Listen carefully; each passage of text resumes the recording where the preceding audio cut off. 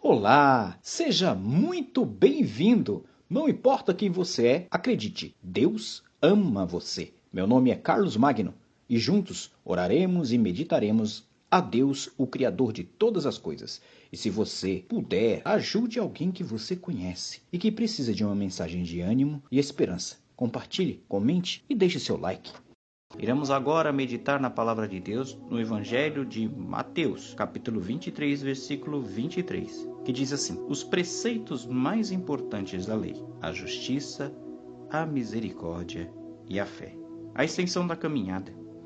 Nos tempos coloniais da América do Norte, William Penn era conhecido como uma pessoa benevolente por lidar da forma justa com os americanos nativos. Quando retornou à Inglaterra, seus filhos, que não compartilharam dessa integridade, permaneceram lá e tramaram um esquema para enganar uma tribo americana. Apresentaram um contrato antigo, no qual os índios haviam concordado em vender uma porção de terra que um homem pudesse caminhar um dia e meio. Os filhos de Penn se alegraram. Empregaram 3 dos corredores mais velozes que encontraram. Um dos homens percorreu 104 quilômetros em 18 horas. Eles desconsideraram totalmente o texto e a essência do acordo. Nos dias de Jesus, os escribas e fariseus arrumaram desculpas para violar a essência da lei de Deus. Jesus demonstrou essa prática hipócrita quando citou o mandamento de Moisés: honra o teu pai e a tua mãe. Eles estavam declarando uma parte dos seus ganhos como oferta dedicada a Deus, a fim de não usá-la para cuidar de seus pais idosos. A Bíblia não é um instrumento para conseguirmos o que queremos, mas precisamos pedir a Deus que nos ajude a compreender o seu propósito. Vamos nos assegurar de não negligenciarmos os preceitos mais importantes da lei: a justiça, a misericórdia e a fé. A Bíblia é a fonte de conhecimento dos preceitos divinos. Obedecer à lei é bom, obedecer à essência é ainda melhor. Vamos orar? Senhor Deus de poder, amor e glória, te peço, Senhor, que através do Teu Espírito Santo, Pai, seja derramado sobre cada um de nós, visita o nosso coração e a nossa mente para que possamos, Pai, seguir os preceitos, Senhor, que Tu tem para a nossa vida. Em nome disso tudo, eu te peço pelo Messias que veio nos resgatar. Amém. Louvado seja o nome do Senhor Jesus em sua vida. Deus abençoe a cada um. Amém. Meu amado e minha amada, obrigado por mais uma vez estarmos aqui reunidos. Salvação. Não me envergonho do Evangelho, porque é o poder de Deus para a salvação de todo aquele que crê. Romanos 1:16. A mente humana gosta de desafios e busca compreender assuntos complicados. Talvez por isso custemos a entender e aceitar como verdade algo que seja tão simples: a reconciliação que Deus nos ofereceu por meio de Jesus. O fato de grande parte da humanidade viver ainda hoje sem Deus, diz o apóstolo Paulo, é a razão do custo degradante da imoralidade sexual, da impureza e libertinagem, da idolatria e feitiçaria, do ódio, da discórdia, ciúmes, inveja, embriaguez, orgias, corrupção e coisas semelhantes. Pelo diagnóstico de Jesus, um coração, ou seja, uma vida sem Deus, está abarrotado de maus pensamentos, de homicídios, adultérios, imoralidades sexuais, roubos, falsos testemunhos, calúnias, que tornam a vida impura e degradada. Mateus 15:19. O autor da carta aos Hebreus diz que para as pessoas que persistem em viver a vida sem Deus, só resta uma terrível expectativa de juízo e de fogo intenso que consumirá os seus inimigos. Hebreus 10:27. Paulo, entretanto, conclui o seu pensamento dizendo que aqueles que se convertem e passam a viver com Deus já não são mais estrangeiros, nem forasteiros, mas concidadãos dos santos e membros da família de Deus. Sempre serão edificados sobre os fundamentos dos apóstolos e dos profetas, tendo Jesus Cristo como pedra angular. Já o Salmo 1 diz que o homem com Deus na vida é semelhante a uma árvore plantada à beira de águas correntes, vivo, verdejante e frutífero, enquanto o homem sem Deus é como uma palha levada pelo vento, inútil, perdido por aí. Ter ou não ter Deus na vida? Eis a questão. Vamos orar? Glorioso e eterno Pai, te louvamos e agradecemos essa ocasião. Senhor, não queremos viver como folha seca, como palha levada. Queremos sim ser instrumentos, ser árvore frutífera, para frutificar, Senhor Deus eterno, para dar graças à Tua obra e a Tua obra seja verdejante em nossa vida. Pai, queremos fazer parte disso. Eu oro tudo isso em nome de Jesus. A voz do povo. Como é feliz o homem que põe no Senhor a sua confiança e não vai atrás dos orgulhosos, dos que se afastam para seguir deuses falsos. Salmo, capítulo 40, verso de número 4.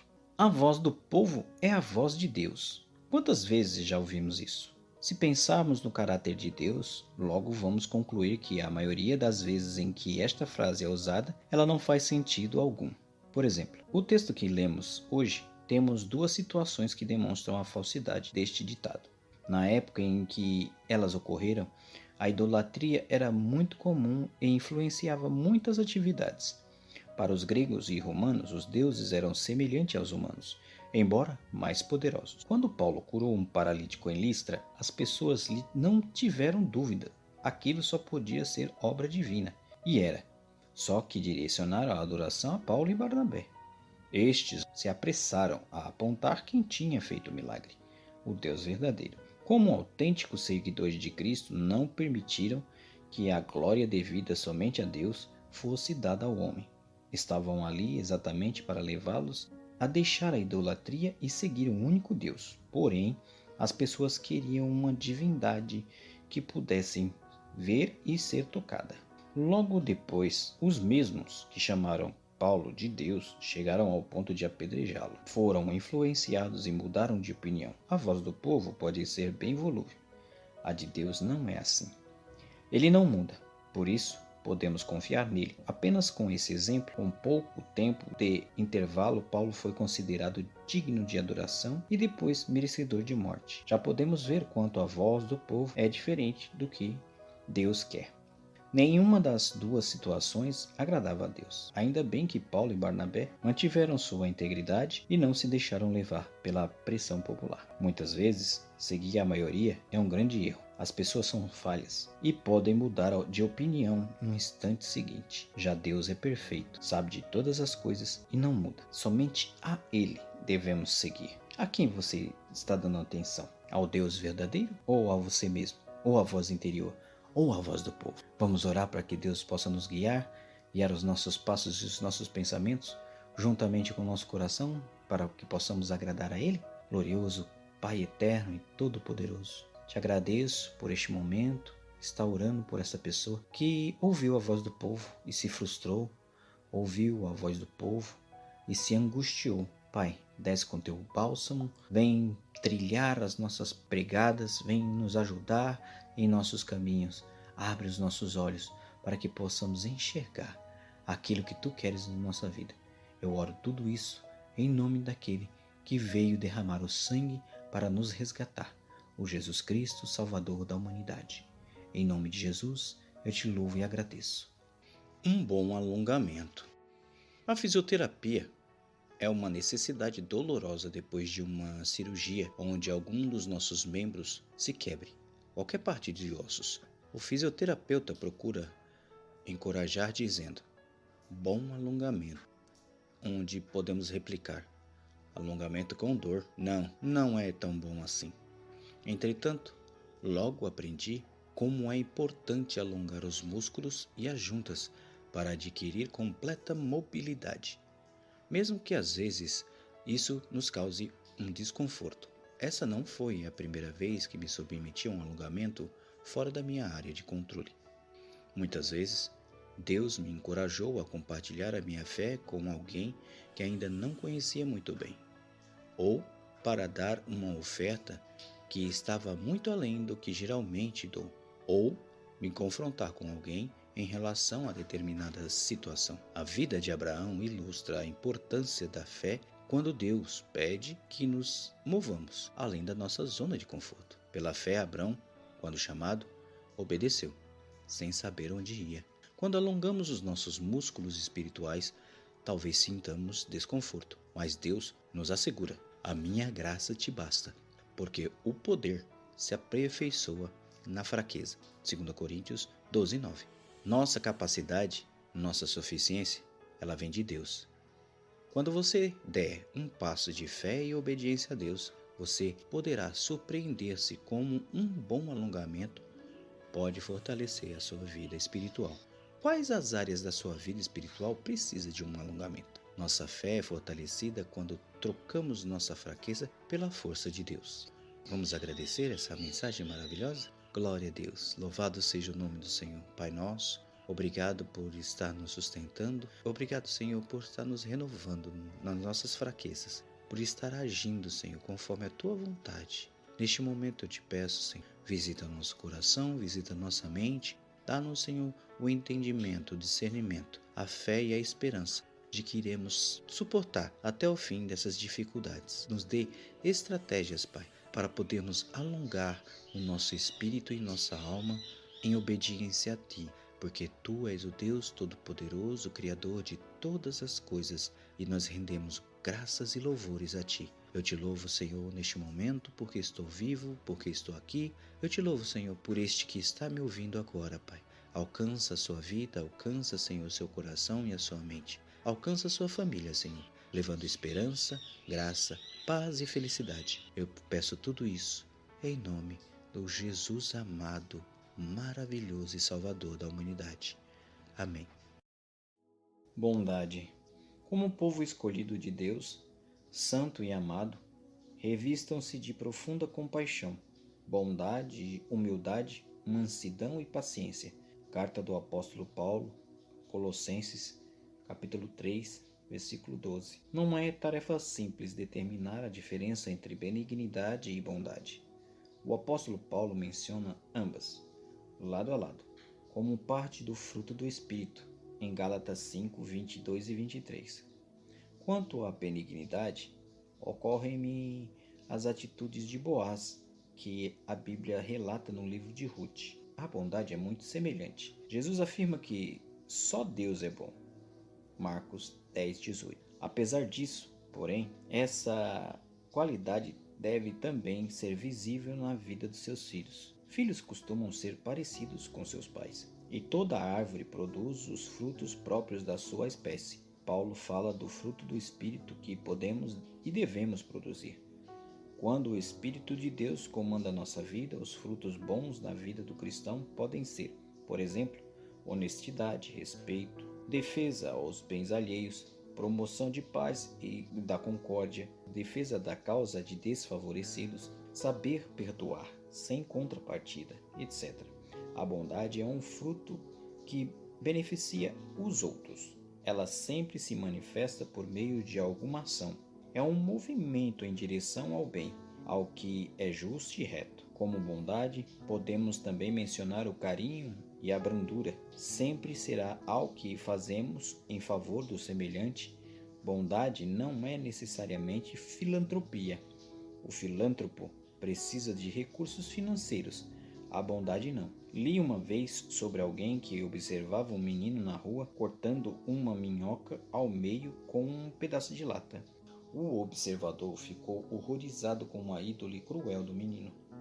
Mas quando este acabou de cortar a minhoca, disse a ela: "Pronto, agora você tem um amigo." Entendemos o pensamento do menino? Era cruel ou queria ser bondoso? Geralmente, os prêmios Nobel da Paz são conferidos a pessoas que se destacam em ações de bondade. Merecem ser imitados e o Espírito de Deus quer capacitar-nos a isso.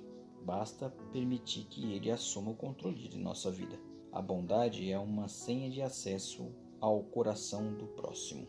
Glória a Deus por esta mensagem. Senhor Deus de poder, amor e glória, te louvamos e te agradecemos por essa mensagem, Senhor.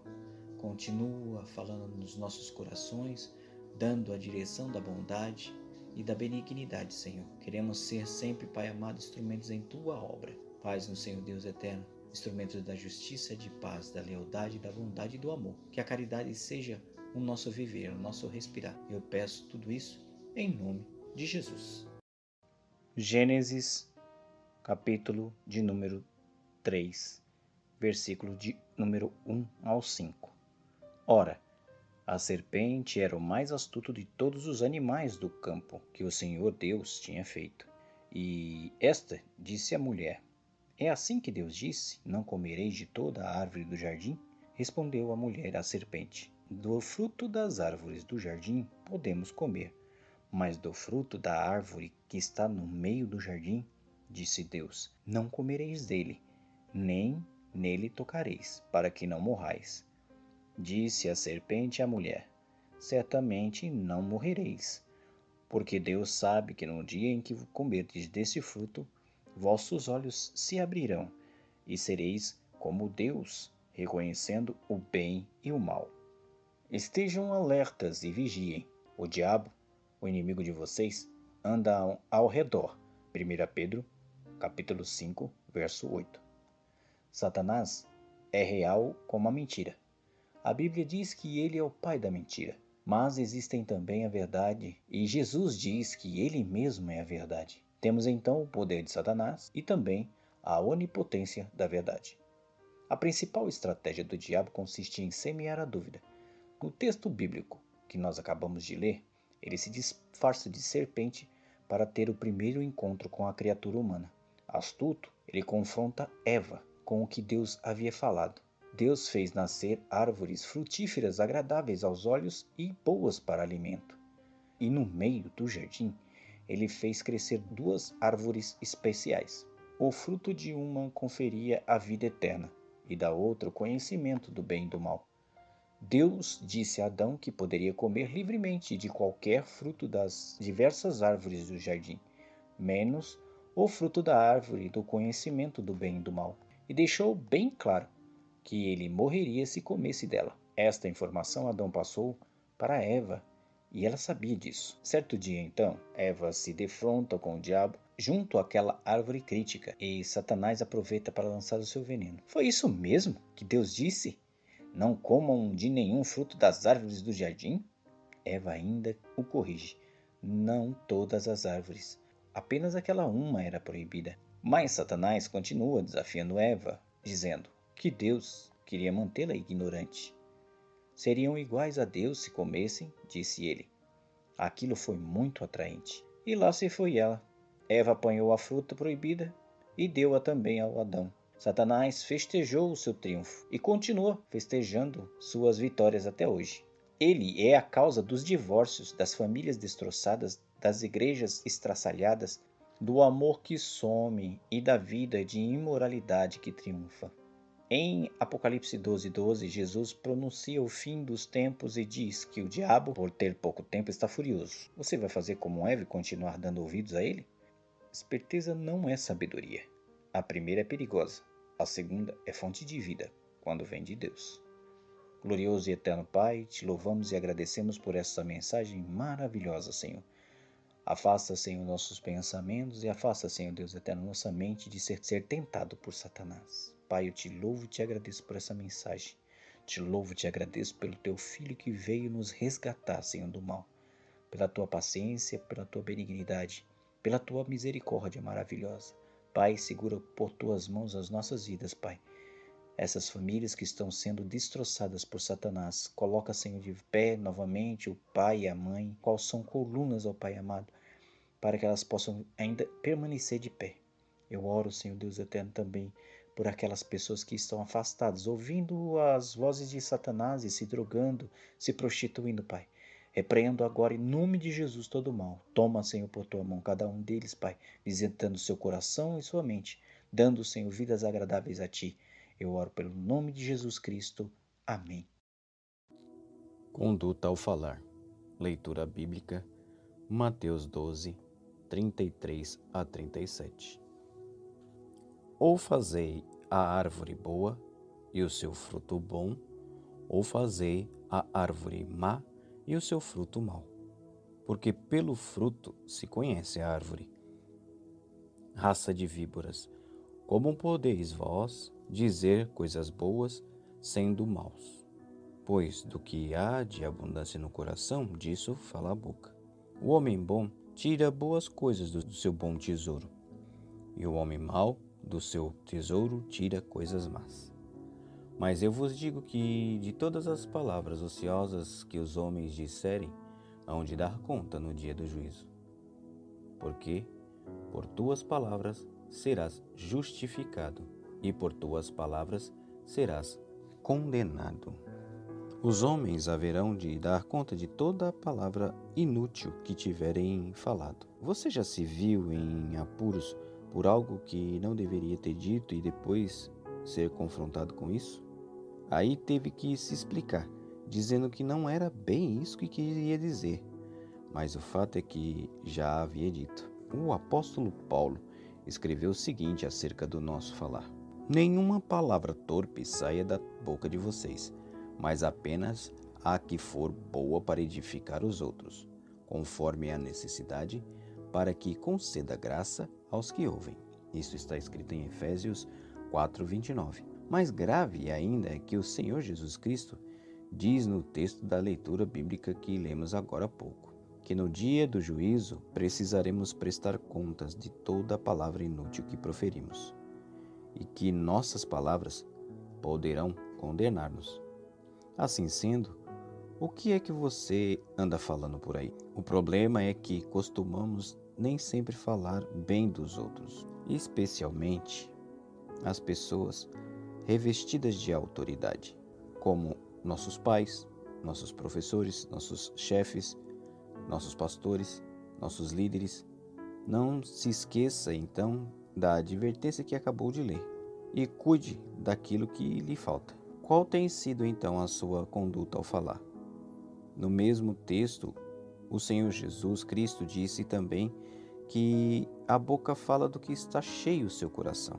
Assim, para que tenha valor aquilo que você diz, é preciso que tenha uma grande mente preenchida com os valores de Deus, que Jesus nos expôs. Lembrando mais uma vez que o apóstolo Paulo traduziu muito bem essas noções quando disse: finalmente, irmãos, tudo o que for verdadeiro, tudo o que for nobre, tudo o que for correto, tudo o que for puro, tudo o que for amável, tudo o que for de boa fama, se houver algo de excelente ou digno de louvor, pense nessas coisas. Isso está em Filipenses 4:8. A mente cheia de coisas boas é a condição para ter boa conduta ao falar.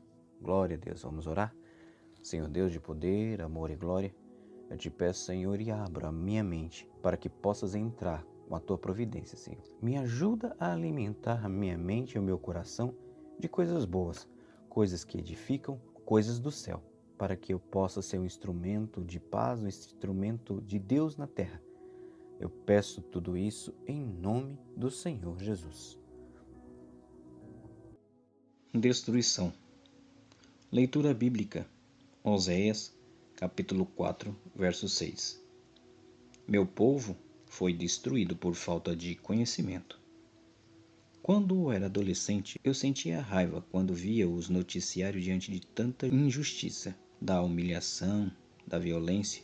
Meus sentimentos de justiça me levavam a desejos de vingança. Ao perceber que algo não estava correto e, ao mesmo tempo, sentir que era impotente, me ocorria o pensamento de que podia mudar tudo por meio da força. Com o tempo vi que essa solução era ineficaz contra a maldade que há no mundo.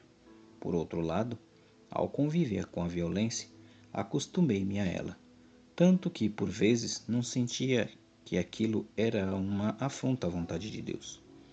Quando não identificamos um pecado como algo que, desde o fundamento, ataca e agride a honra de Deus, então nos acostumamos a ele de modo que não mais nos incomodamos. Ao ver a injustiça como corriqueira, não acusamos mais. Quando a maldade se torna comum, passamos a saboreá-la. Diante da televisão, como uma simples notícia, péssima notícia, urge quem diga que isto está errado. Um exemplo para garantir nosso pequeno conforto, suportamos a poluição e destruição de ambientes em que vivemos. Estamos sendo destruídos por falta de conhecimento.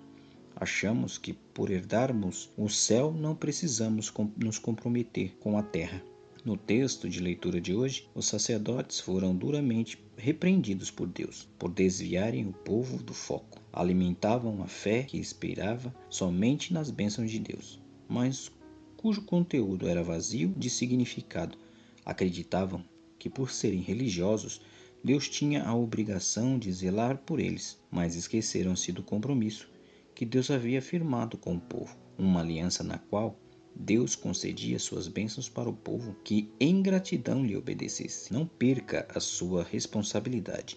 Não permita que o pecado considerado normal por aí se torne normal também para você. Deixe o conhecimento de Deus e de sua palavra transformar a sua vida. Só o conhecimento de Deus transforma más notícias em boas por meio de Cristo. Louvado seja Deus. Oraremos agora ao Senhor. Glorioso e eterno Pai, te louvo e agradeço por essa ocasião. Está nos repreendendo, Senhor, e nos incomodando pela injustiça do mundo. Age no nosso coração e dá-nos, Senhor, visão necessária de ir enxergarmos, Senhor, o que é pecado. Que o normal do mundo não seja o nosso normal e que o normal de Cristo seja as nossas ações e atitudes e façamos a nossa vida o normal de Cristo, em justiça, paz e benignidade. Eu peço tudo isso em nome de Jesus. Leitura Bíblica. Apocalipse, capítulo 21, versículos de 1 a 7. E vi um novo céu e uma nova terra, porque já o primeiro céu e a primeira terra passaram, e o mar já não existe. Eu, João, vi a santa cidade, a nova Jerusalém, que de Deus descia do céu, adereçada como uma esposa ataviada para o seu marido. E ouvi uma grande voz do céu que dizia: Eis aqui o tabernáculo de Deus com os homens, pois com eles habitará, e eles serão o seu povo, e o mesmo Deus estará com eles, e será o seu Deus. E Deus limpará de seus olhos toda lágrima, e não haverá mais morte, nem pranto, nem clamor, nem dor, porque já as primeiras coisas são passadas. E o que estava sentado sobre o trono disse: Eis que faço nova todas as coisas. E disse: Escreve, porque essas palavras são verdadeiras. E disse mais: Está cumprido. Eu sou o Alfa e o Ômega, o princípio e o fim. A quem quer que tiver sede, de graça lhe darei da fonte da água da vida. Quem vencer, herdará todas as coisas, e eu serei o seu Deus, e ele será o meu filho. Deus existe. Diz o tolo em seu coração: Deus não existe. Isto está escrito em Salmos 53, parte A, do versículo 1. Certa vez eu estava em uma sala de espera de um consultório médico. Como a consulta estava atrasada, resolvi puxar a conversa com algumas pessoas para aliviar a tensão. Desenvolvemos alguns assuntos e quando falamos de Deus, um senhor se identificou como ateu. Ele disse que para ser feliz não precisava de Deus, mas apenas de saúde e dinheiro, uma família unida e muitos amigos. Ele ainda elogiou aquele momento de descontração, dizendo que antes de vir ao consultório estava muito deprimido, mas aquela integração fizera com que ele esquecesse a tristeza, agora sentia-se muito bem. Confesso que no momento fiquei chateado.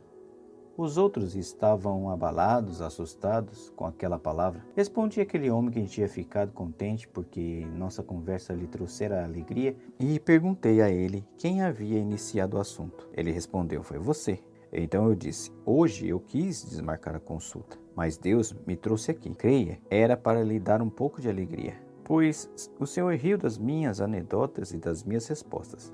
Quero dizer que sou um servo de Deus, e se o Senhor pensa que ser feliz é viver nesse planeta, está enganado, porque a felicidade aqui é maquiada. O Senhor precisa de Deus, sim. Sugeri que ele lesse o texto da leitura bíblica que fizemos agora há pouco, para ele ver e sentir onde podemos experimentar a verdadeira felicidade, no céu. Então continuei. Então o Senhor não é feliz? Está doente? Ele riu, resmungou e me disse que tudo aquilo era coincidência. Respondi que iria orar por ele. Deus existe e é tolice negar esta realidade. Porém, apenas crer nisso não nos torna filho de Deus. É preciso entregar a nossa vida a Ele.